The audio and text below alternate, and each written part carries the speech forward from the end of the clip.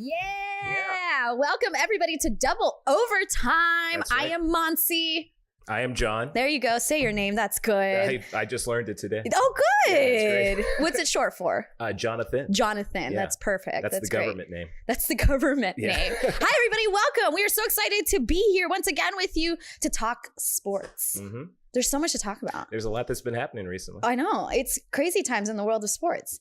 I mean, I don't know about any crazier than any Why do you other have to time. take that away from me? But I'm just saying, I just sports are always crazy. Right. So, but why can't you just say yes? All right. Yes. Okay. Thank Yes, you. and. All right. What do you want to start with today? Well, let's start with Russell Westbrook. Russell Westbrook. Yeah. History. That's right. He went 20-20-21. But no one's done 20-20-20 since Wilt Chamberlain. In 1968. Yeah, a long time ago. A very different time period, a different style of ball game. Oh, yeah. A different position. Yeah, exactly. Because Westbrook's doing this as a guard. He's this Right. little guy who's mixing it up, getting all these rebounds. Now, some of the rebounds might be the rest of his team moving out of the way to let him get the rebound, but it's true. It's true. Everybody get sometimes. out of the way. We're going to Make some space. let Westbrook get this. Russell needs another stat. Yeah. But in fairness, though, still, he's having to get there and get it and also get it from the other team. So 100%. So it's not like he's not fighting for these balls. Of course. No. Westbrook fights for the entire game, all 48 minutes. Oh, yeah. That dude is fighting. Like, I want him on my team. You know, we Oh, discussed players who say they don't hustle. We'll go to that later. But he literally like hustles every play. Like, that is something you can't take away from the guy. No. So if his teammates are like, you know what, get that 20th rebound, I appreciate that, because he had, I might be off by 1 or 2, but 7 rebounds in the first quarter. So he was like already, hustling without knowing, I'm going to go for this. I'm going to go for this stat. He was already hustling. So I love Westbrook. Like, if I pick a team, if I pick my starting 5, Westbrook is in my starting 5. Oh, yeah. Like the best version of Westbrook. Sometimes he'll do some strange things from time to time, but the best version of him is probably the best point guard in the NBA right now. Even to be honest with you, like, even Westbrook at his worst, when he is shooting 1 for 17 from behind the arc. from behind the arc, even when he's doing that though, like, his hustle, his love of the game is so transparent that I'll take him. I'll even take bad Westbrook, to be honest with you, over like other players who just don't put it in the way put in the effort and the time. You know that dude is practicing every chance he gets. Oh, yeah. You see that. He views himself as so much better than anyone could ever view him. You know what I'm saying? Like, he puts himself on a high pedestal. And, he has to. But, you don't think he thinks deep down, like, I'm not the best? I don't think so. You think he's like, I am the best? I think he has that. And you kind of have to have that, I would say, arrogance about yourself to be at that level of a competitor. Like, you have to believe no matter what, you are better than anybody else that's coming out on the court with you. And then you show that by your skill level, by what you're able to do out there. And I mean, he's able to do a lot. Like, when they used to say that, all you do is score. Then he was like, all right, well, I'll show you how many times I can throw the ball and assist people. And so he shows every time that he can be better. He's like, talk about me. I'll show you that I'm better than what you think I can be. Yeah, he's like a perfect example that practice really does make you better. Because he's not just sitting at home. So like, I appreciate all that about Westbrook. He would be on my top 5 any day, even on a bad game day.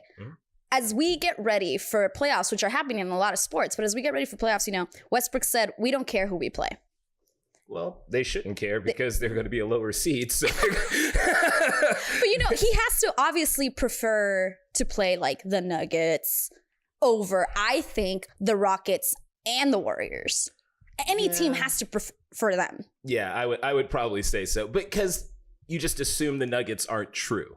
It was just true because the fact that, they haven't been there as regularly as teams like the Warriors or the Rockets. Those teams are pretty much in the playoffs pretty regularly. Right. So when you look at the Nuggets, you think, well, maybe they'll buckle under the pressure like the Raptors did. And not that the Raptors don't get there a lot, but still you just assume a team that doesn't have the experience might not get it done. Which is huge. Experience is definitely huge. The Nuggets just played the Warriors recently, and like, They did not live up to the expectation. No, they did not. But I'm gonna give them nerves. I'm gonna give them the nerves, give them that they're fresh, they're new, and like the anticipation of getting to the final, stretch of this. So I'm gonna give them that. But it was, you're right, they didn't deliver.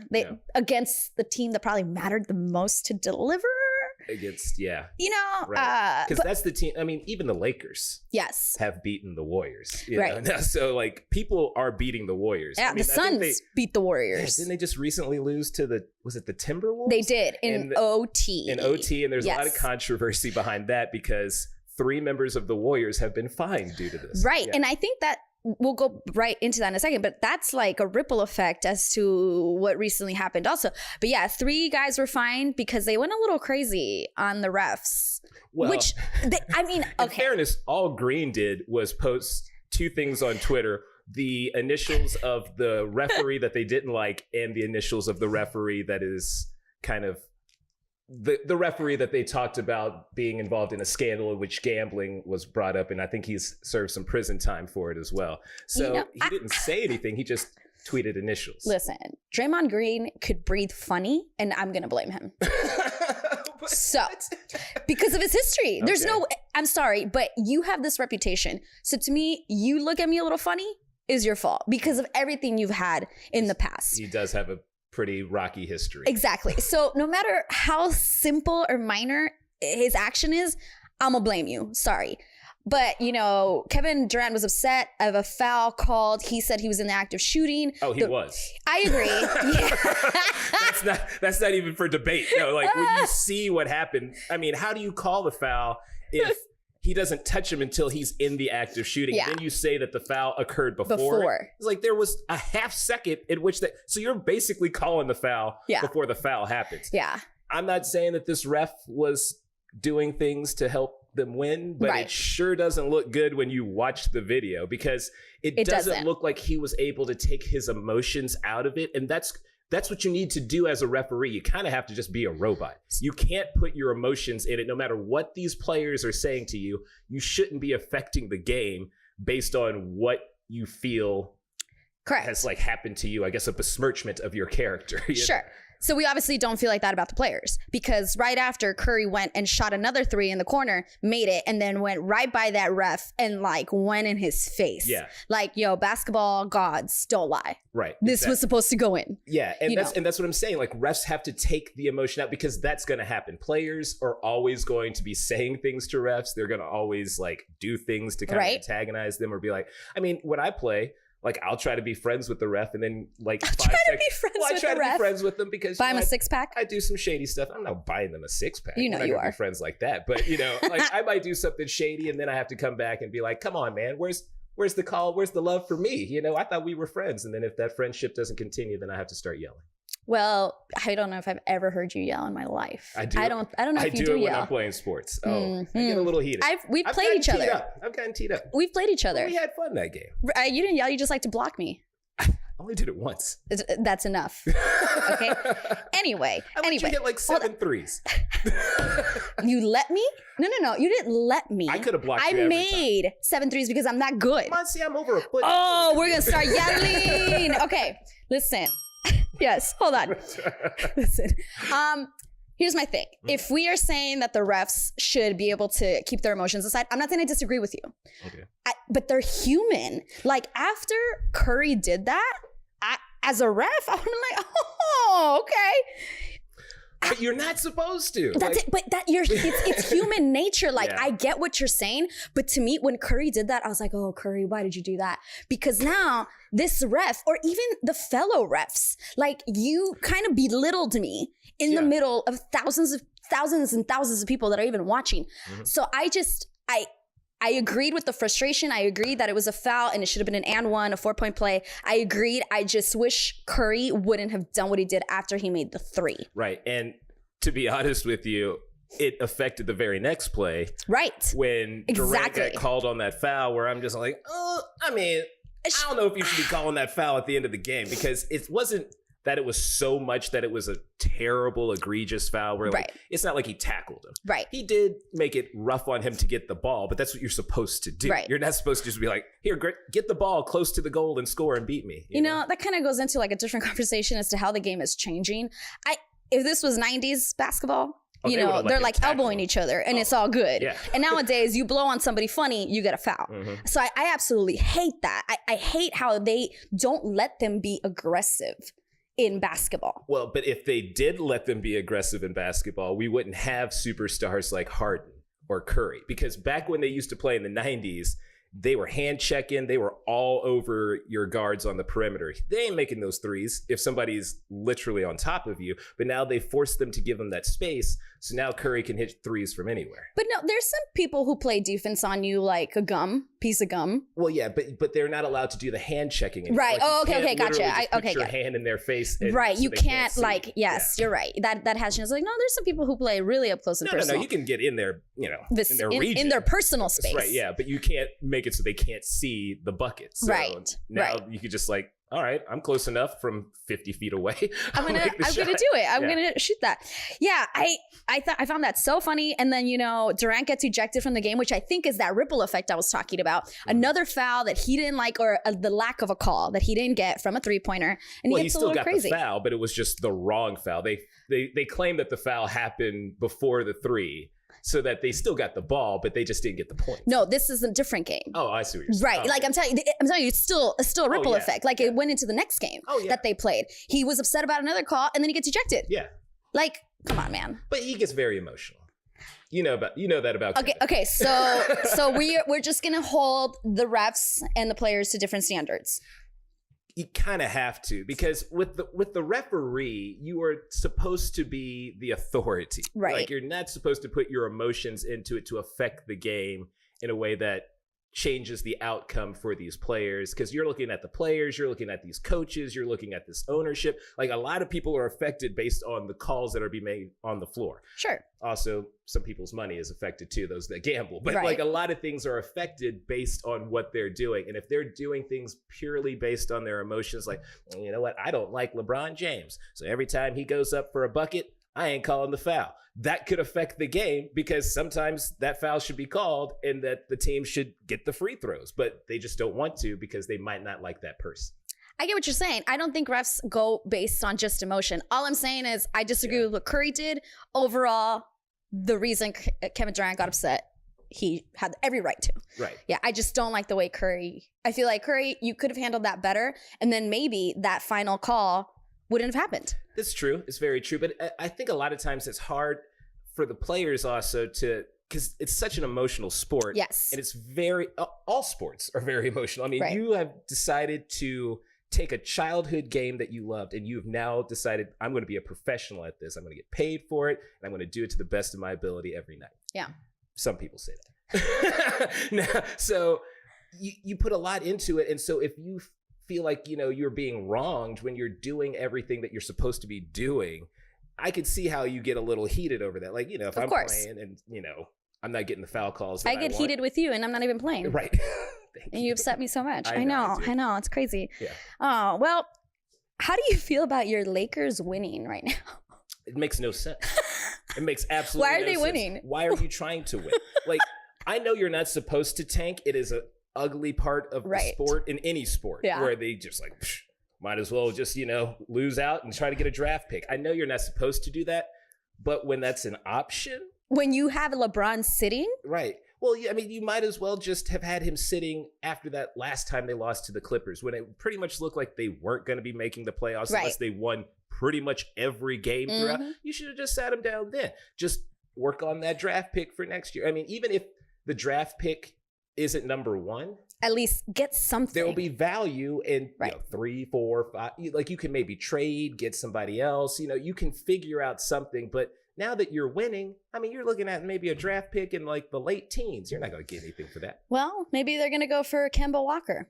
Well, that's who everybody says they should go after, because it's the only free agent coming up that hasn't said, I'm not playing with the Lakers. So. I mean, it's true. And, Kemba Walker recently had like a 40-plus game and they didn't win. And it's just like, can you imagine being that player? And you're literally like, yo, I just scored 40 plus points, you guys. But that happens a lot. Harden's Harden, but poor Booker over it. He does Booker. It's like every week with that boy. He's like, I'm scoring 95 points. Who else is going to play with me? Yeah, he is playing poor guy by himself. He really is. Now, if the Lakers could find a way to maybe trade for him, I mean, I don't know why the Suns wouldn't give him up for things, because no one else on the Suns are playing any basketball. So you might as well try to see what value you can get, because they need to just blow that team up and find something else. But you know what? Right now, they're tied for having the highest percentage of the first draft pick, the Suns. Not that they need another big dude, because they did draft DeAndre Ayton, who's not doing much. He isn't. He's not. We kind of have that rookie thing going. So I know. Did Donovan Mitchell have that? Well, I know there. Did Luka have that? No, and not Trae Young either. There are good rookies out there. Did Blake Griffin? Oh, he didn't play his first year. Yeah, he didn't. My bad. But no, there's a lot of rookies out there, yes, that are doing well. But sometimes you kind of have to give a little bit of leeway for the big man, just because they're learning the sport kind of again. Because it's different to be a big man in the NBA versus when you were in like college and below. Like, it's a different style. Whereas like being a point guard is still kind of the same idea, but it's basically the same, but you're just doing it faster, you know? Is that what you're going to tell Zion? No. Because, I mean, he's a big dude. But he's also baby LeBron, so he's going to be perfectly fine. I'm not saying Zion is not good. He's really, really good. But people are putting him on this pedestal that he is like the best first round pick ever. And I just wonder, is it because of the way social media is? Yeah. You know, like we get to see him way more than maybe we saw Michael during his days. You know, so I just hate that he is being put on this pedestal. I'm not saying he's not good, but man, people are like, that's it. Whatever team he goes to, it's the next LeBron. Right. Well, it's because you got so many shoes to fill for me to say you're the next LeBron, boo boo. Hopefully his shoes don't fall apart, but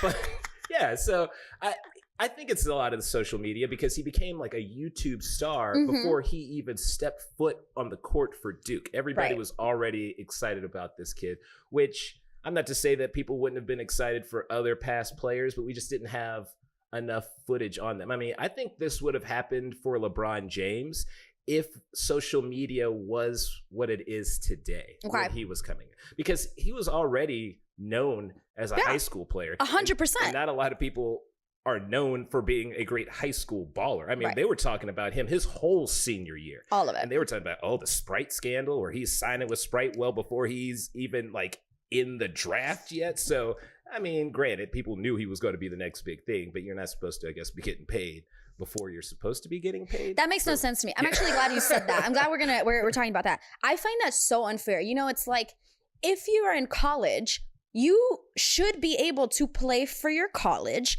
and still make a little bit of money and see it as like a part-time job. Because from this, your full-time job is to be a basketball player. Right. So I find it super unfair that they are in high school and they obviously can't go get a part-time job. Yeah. Like, that's not an option. And yet you don't want to give them anything. Well, it's interesting that you mentioned that, because any other student can do stuff and no one cares. Nobody, exactly. So like, if I was just a regular student and I had to have like a part-time job in high school or college, no one cares how much money I'm bringing in. Nobody. But the second that you're attached to a team, then it's a concern. That makes no sense. It makes no sense. Like, so I could be at USC as a regular like student in business. You want to go to USC? I'm just saying, if my parents can, forge some stuff and pay for me to get in. Oh, yes. Okay. But another Lori Loughlin here. Okay, exactly. Got it. But I'm just saying, like, so if I was at USC as a student and I could just get a job anywhere, no one cares how many figures I'm bringing in. I could be bringing in, 6 figures. No one cares. Nobody cares. But if you're doing it as a basketball player or a football player or pretty much any sport, they have a problem. I know. And it's crazy because think about it. I'm not saying that everybody would take this route, but if you were in college and you were making even just like a fraction of money, wouldn't you like consider staying in college for a couple more years? Well, yes. Of course, right? It's like people are leaving college and not staying with your team for 4 years because they want to go make money. It's true. But at least now, after that scandal, there's a scandal recently where the FBI got involved and was investigating college sports. But after that scandal, now if you go to the pros, if you come back to that college within 10 years of you declaring your eligibility for the pros, you can go back and still get your degree. They still honor your scholarship. They'll still, pay for the books and all that stuff for you. Now, not that you would need the money, I don't think, after you've been in the NBA for a little bit. But it's all right. But it's all right. Still, they're still honoring that. So I think that's amazing. Yeah. And obviously, the school could use the money because they run out of school. But, it's really funny how pro NBA and certain sports are so different from like pro soccer, really, right? Yeah. Soccer is honestly like the one sport to me that connects the world, right? It's true. It's the one sport that literally connects the world.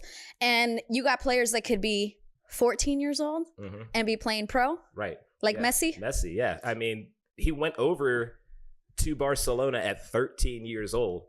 They already knew they wanted a 13-year-old to be a pro. So, goodness, that's amazing. That's insane. Yeah. Who is like dominating right now in Champions League. Barcelona is definitely dominating. He has scored 40 goals for 10 consecutive seasons. I'm surprised it's not more.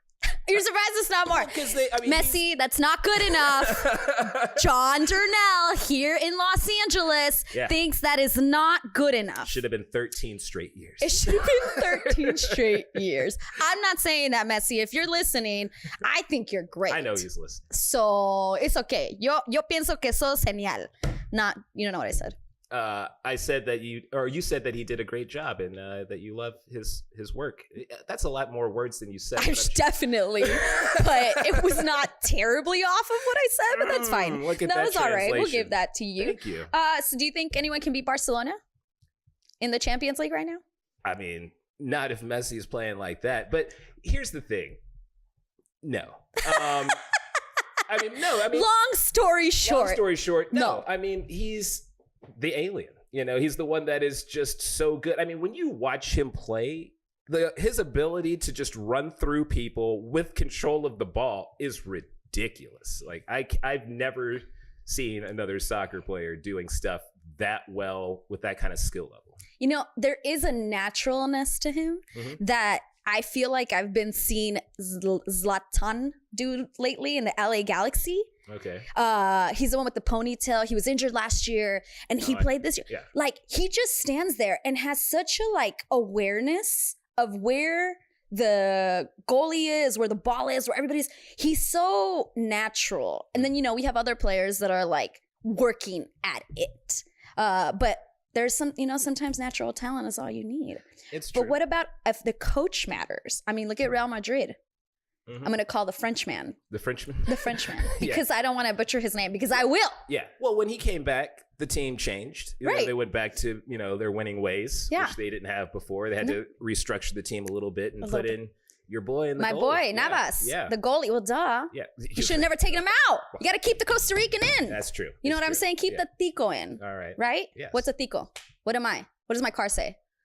Little Tika. There you go. You pay attention. I like you, John. That's why we're friends. Yeah, see, that's why we're friends. So, going back, coach matters, right? It's a matter of respect, though. Who is LeBron going to respect? Here we go back to the Lakers. Basketball. Yeah. I don't know. Nobody. You should be the coach. I don't think he's going to respect me. I mean, he's not going to respect anybody. Might as well be you. No, he might respect Jalen Rose, but I just don't think he'll take that job. No, Jalen Rose is not going to take that job. That man knows basketball. Yeah. And he knows it through and through. And he's always suggesting other people to coach the team. I'm like, why don't you throw your hat in the ring? Because nobody wants that job, John. You think it's a coveted job. Nobody wants to coach LeBron because LeBron's not going to listen to anybody. Well, yeah. So nobody wants it. And you know what I like about Jalen Rose? I agree. He knows the game. He just always seems so calm. Very opposite of what I am. Like he's always seems very relaxed. Yeah. And when he says what he says, it's like a thought out sentence and he knows what he's saying. But I don't think he wants to coach. I don't think he wants to coach anybody. No. And I mean, he's got a very cush job now. Of course. Sitting there talking sports, he doesn't have to have the pressures of possibly losing his job because LeBron James doesn't want to listen to him. Right. So he doesn't have to worry about that. But I really think he would do a great job. I really do. I mean, he's, putting up his homie, Juwan Howard, as somebody who could possibly coach the Lakers. And I mean, they've talked about a lot of other guys, but I'll be honest with you. If Jalen did it, I wouldn't be mad at the idea. But I just don't think he will. No, I don't think so either. And I think, you need to pick somebody that at least LeBron sees maybe as an equal. Yeah. Somebody who has... But even though, he seemed to respect Ty Lue, and it's not like, he at least... But weren't they friends? They were friends. They were at least friends. And I always thought that LeBron brought Ty Lue in. Yeah. Like that he was in the office and he was like, you're going to pick this guy. Mm-hmm. Kind of like, I also feel like Beyonce called Disney and was like, I'm going to be Nala. Kind of like that. I feel like that. Like LeBron said, this is going to be my new coach. Uh-huh. And so that's how I think that went down. Is that how it went down? I'm not entirely sure, but who knows? Who knows? It's interesting that he respects or is at least friends with somebody best known for being stepped over by Allen Iverson. Ooh, I will never forget that. He just stepped right over him, just so disgracefully after he broke his ankle. After he broke, poor guy. Yeah. But different times. Again, different times. It was. When that was like okay to be kind of mean and nasty on the court. It's true. Now you have to be so different. Respectful almost. I wouldn't go as far as that they're being respectful to each other. Compared to what it was? But you just can't be, because I think now they're more concerned about the image to children. They're always concerned about that. And I think that's it too, because when I was younger, I grew up with the era of the bad boys. So when I was playing basketball, I'm throwing elbows. I don't care, but that's not the sport now. But at that time, that's what it was. And so you just did that because you were mimicking what you saw on TV. Mm-hmm. Now they don't want that anymore. They don't want kids stepping over another kid and be like, yeah, son, in your face. They don't want that. Like, that's not very respectful, especially if a 5-year-old's doing it to another 5-year-old. But we have other sports where people are literally shoving each other against the wall onto the ice, about to stab you with my skate. Ooh, I don't think they're allowing that. Well, you know what I mean. It gets real close to that, okay? Yeah. It gets real close. That's box time. I know that's penalty box time. I'm not for 2 minutes. I'm not the biggest hockey man, but I know you can't pull off the skate and try to cut somebody. But it's 2 minutes. You just try to cut someone, go for 2 minutes. Right. That's it. But they've also basically eliminated the idea of the goon in that sport anyway, because there used to be the guy whose job was to just take you mess up everybody on the other side. Right. And now they don't have that. And now that's why the game has changed to be much faster. Much faster. Because if you don't have to worry about some guy blindsiding and slamming you into the glass, then you can just go as quickly as you want to and try to score that puck. I know. And that's what the Kings are having an issue with. Yeah. This, it's so funny because they were such a hot topic not that long ago, literally. And then the game changed so much, and now they're in last place. Yeah, at least in their conference, they're in last place. Yeah, they're not making the playoffs. No. But then they went that weeks ago. But they went and won, just like the Lakers. You're like, why are you winning? They went and won, and for the first time during that game, I've never seen somebody, hit the puck and then their stick goes into the goalie's mask. That was super scary. Yeah. Now, I don't think that happens too often. Right? Like what the hole in the mask has to be how, big? Now, 3 inches by 4 inches? I don't know. I do remember in Mighty Ducks, there was a moment where the stick was close to one of the kids' faces and then he kicked the puck or did something. I don't know. It was that moral moment where he was supposed to act like his eye was cut and he didn't, Yeah, you remember that in the movie. Right? Yeah, sure. So I know the sticks are getting close to the faces of the players. Of course. But maybe not the goalie. And they have scary. That huge mask anyway to protect their face. I'd be like, you know what? I'm done. Forget this. I'm out the door. Right. I'm gonna hit him in the face with this stick. No. I got things to do. This is the money maker. You know what I'm saying? It's true. Well, I can't do that. A lot of them are missing teeth, but It's true. But when you're a millionaire, you can miss some teeth, Yeah. It's just like, whatever. It's so funny when you see players, it happens in all sports, acting, right? Mm-hmm. James Harden likes to act. He can get an Oscar. He is quite the actor. And soccer, I think it's the worst when it comes to acting. All of everybody. Them. No, yeah, that's why I said soccer. That's why I said soccer. They get kicked in the shin and they act like someone has shattered their leg. And sometimes they don't even get touched and they're on the ground rolling and it's like. But I think that's part of the sport. Because, of course. You got to be like, look, ref. I have been wronged. Yes. Do something. Yeah. Avenge me. I think they do it because they get so tired of running back and forth that it's like a way of breathing. Yeah, it's like, I'm just a little timeout. I'm going to go on the ground. And then you go to hockey and people are literally missing teeth, bloody nose, and they're just sitting there. Just no big deal. It's so different. It is a different game. It is a different game. Because I don't think I've ever really seen anybody in hockey just like writhing around on the ground. Even if like a puck hit them in the mouth and teeth are everywhere, they're just like, let me pick up my teeth and go over here. It's so different. And people get so into, I've never been that into hockey. I mean, I'm a sports fan, so, you know, like, I like it. I'll watch it. But it's so funny how people get so into it when they smash each other. It's like, beat each other up. Oh, yeah. I mean, it's the only sport that pretty much allows fighting, you know? Right. I mean, like, to a certain extent, which is even bizarre, super bizarre. But again, they really try to outlaw that as much as possible because, again, they want their pretty boys to stay pretty. You know, like, they're changing because they want the sport to get more of, I won't lie, probably a female audience. They want more ladies to enjoy the sport because they were like, let's get these fast, handsome men that play well. We're going to go that route instead of these freakish goons that look like they can maybe like murder you in a back alley. They don't want that anymore. They want a new image for the sport because they're trying to compete with the big three. And, you know, they want to be able to be seen as a, you know, legitimate sport in American sports. Right. Since we're on hockey, Tampa Bay Lightning is expected to win, but why not the Golden Knights? I mean, I think it's just because they lost last year and they'd taken a little bit of a slump, or they've slid back a little bit from what they were last year. And not that they're any really worse. I just think that they didn't like progress. They didn't progress. Okay. And I think that's what their issue is. Now, that doesn't mean that they still can't win it because, I mean, a couple of times when the Kings did it, they came out of the 8th seed. They did. So, I mean, once you get to the dance, that's really what matters, especially in hockey. Right. Because, I mean, really the distance between 1 and 8 isn't really all that much, you know? I mean, and again, it's now such a fast sport. As long as that puck somehow slides by that goalie, I mean, that's really all you need. Man. And that's another thing. It's like, is this big? Oh, there's like no space. Like these goalies how do you get that in there? Are the size of the net. How do you get it? I don't know. It's super impressive. Yeah. It is so impressive to watch because that is one thing that one sport I don't think I could play. I find myself very athletic. I think I could like do anything at least decent. Mm-hmm. You give me like a stick, some skates, and go play hockey. I think I'd like just fall a lot. Right. Well, you got to be good on the skates. Well, I think I could skate, but I don't know if I could skate fast. Somebody chasing me with a stick and this thing I'm trying to hit. Right. There's so many things happening. Like I'm not just skating around freely enjoying my time. Well, these guys are professionals. They're still hitting the ground. I guess so you don't have to like be perfect to never hit the ground. You're right, Sean. I forgot I'm not a professional hockey player.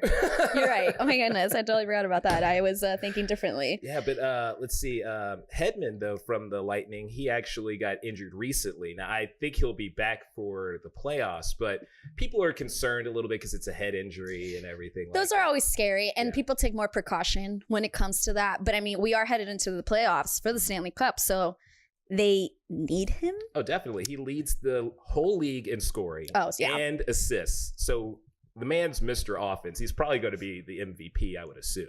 And the team won, I think, the President's Cup already this year. So they're really looking to win it all. Now, according to my sister who loves hockey, if you ever win the President's Cup, you don't win the Stanley Cup. There's like a curse behind it. Oh, no. Yeah, apparently, like only one team has done it, the Blackhawks, which she loves. She's all about those Blackhawks. Oh, even though we've never lived in Chicago. So maybe the Golden Knights will do it. Maybe I'm onto something. They did do it. I mean, if I was... No, but they didn't finish the job.